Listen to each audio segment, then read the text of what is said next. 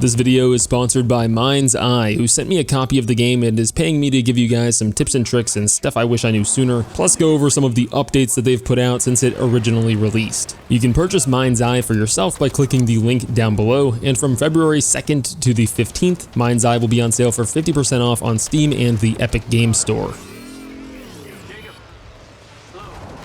First off, not necessarily tricks, but things I wish I knew before playing MindsEye. It is not a massive open world game. You have the campaign, which is more mission focused, so you go mission to mission with less focus on actual open world exploration, and it takes around like 10 hours or so to complete. And then there's Arcadia, which is what I think is the best part about the game. It's a mode separate from the story where you can play other player-made levels and modes, or use builder mode to build your own levels with the build.mindseye page where you can download it from on Steam. As of now, the build it yourself mode is only on PC.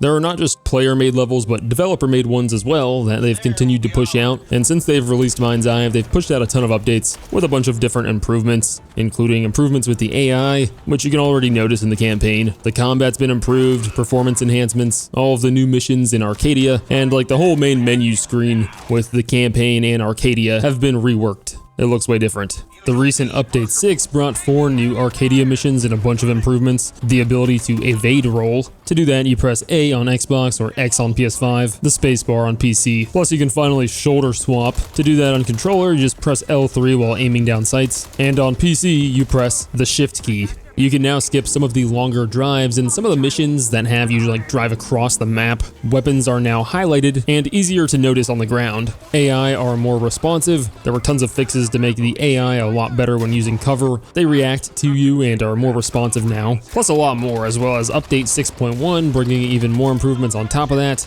like faraway AI not being frozen when you aim down sights. And 2 brand new missions. They're constantly updating the game. Reload animations can be canceled partway through and still be fully reloaded. You don't have to sit there and wait out the entire reload animation. It's like a quick tactical reload. It can be done surprisingly fast. All you have to do is roll. It seems to not really matter the amount of time that you're reloading for before you cancel it, no matter the weapon. They don't take different amounts of time before you can do it and still get the magazine fully reloaded. But typically I time it off the reload animation on the ammo count down at the bottom left. Once that starts spinning and just barely moves, it just gets to right here, is when I roll to cancel it. That is the earliest you can do it, but still, it is super fast. And you don't have to roll. If anything cancels it, it should be reloaded. This works even for the light machine gun, the Ferrer Y7, and the only weapons it doesn't work with is the shotgun and the sniper rifle, which it isn't really a huge deal with those weapons anyway.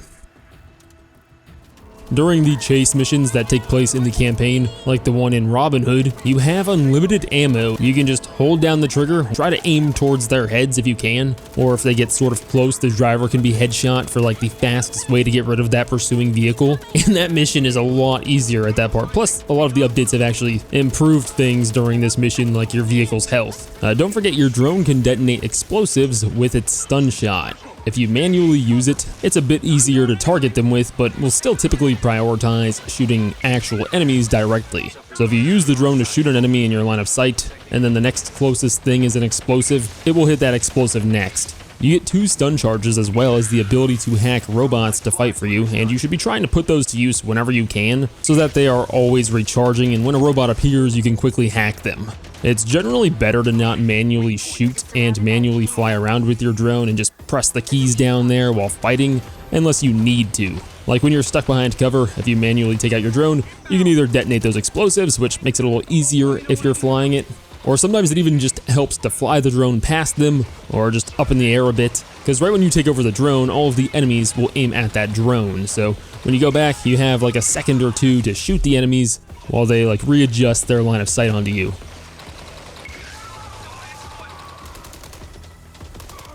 Also, another thing that you might forget is how to scan. On controller, it's L3 and R3. It used to be down on the D-pad prior to all of the updates, and the X key on PC. You should pretty much always be scanning for enemies, or the weapons and ammo that now light up after scanning. But scanning for enemies makes a lot of these combat scenarios a lot more manageable, since they get that big fat red diamond above their head, telling you exactly where all of them are.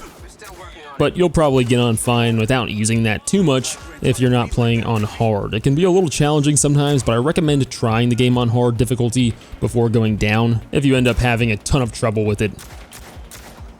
If you want to equip your cosmetics and skins, from the main menu you can just pause, hit escape on PC to bring up like the simplified main menu essentially. And at the bottom you can find customization where you can equip skins for your drone, Jacob, and vehicle. If you're trying to 100% the game, just about every achievement or trophy is unlocked naturally through the story. Even a lot of the ones that aren't story related or directly tied to the story progression, like eliminate 100 enemies, get 50 headshots, and 25 with explosions, are pretty much obtained naturally as you play and pretty easy to get. But if you miss any of those, they can still be done later in mission select. Instead of replaying the entire campaign, just select the mission and you're good to go. All of your progress carries over. The few that are sort of missable aren't really missable, so don't think you have to go through and play the entire game again. For the explosive eliminations achievement, if you don't get it through the campaign somehow, which should be fairly easy, you can go into Arcadia and then go to Barb content, which is all of the developer made stuff. And there's probably a couple missions here where you can do it, but clean up on aisle 3. You should have no problems getting the explosive eliminations there.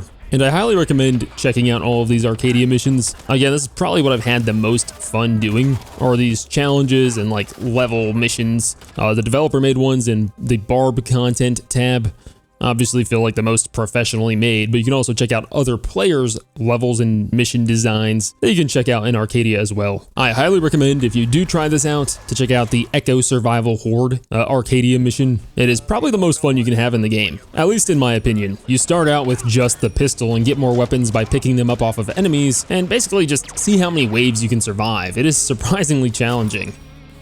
There's an achievement for using every weapon or collecting every weapon in the game, and if you pick up enemy weapons, you should really have no issues. Your weapons will come with you in mission select as well, so even going back and using mission select is fine for that. Also, you can scan enemies and then just walk over their body or even just drive over them, and it'll give you the weapon automatically. If you have your game updated, it should really be no issue to see the weapons on the ground. And most of the weapons are automatically given in the story, but for the ones to keep an eye out for, that enemies will actually drop and you'll have to pick up. In the 6th mission, watch and observe, they'll drop the VT9. The Wraith and DPR are dropped by enemies in the Robin Hood mission. Much later, during Lights in the Sky, enemies will drop the Ferrer Y1. In the following mission, directly after that, the robot guys will drop the Carnix. But that is pretty much it. Leave a like and subscribe for more videos. Thank you to MindsEye for sponsoring the video. Don't forget to click the link down below to purchase MindsEye for yourself. Right now, it is on sale for 50% off for both Steam and the Epic Games Store until February 15th. See ya.